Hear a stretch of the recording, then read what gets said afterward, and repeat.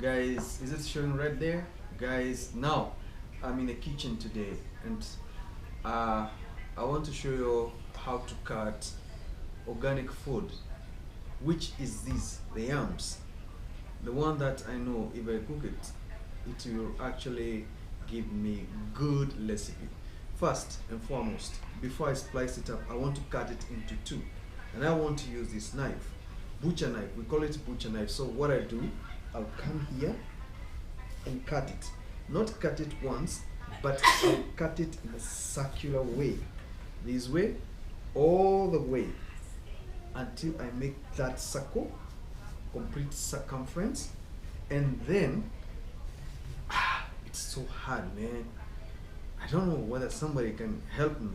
But anyway, my viewers, today it's a totally different blog about how to eat healthy food. This is a West African food, we call it cocoa yam. And I never thought I would find it in this place. But actually, I came across it and I want to cut it. Wow. You can actually have a glimpse of what it is. Yeah, it is. This is the other one. Wow. This is good food. What I want to do, I want to peel it now with this one. And now how do I peel it up? I have to cut it into pieces, then I peel it off. So who is willing to come and eat this food with me? Because I think it will only take me 45 minutes to cook it and eat it with mincemeat.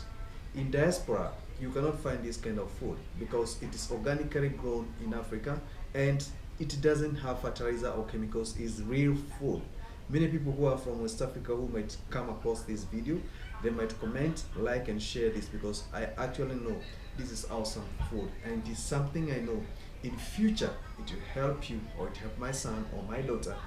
I don't know anybody who will be in charge of this because we are building legacies and teaching our children how to eat organic food.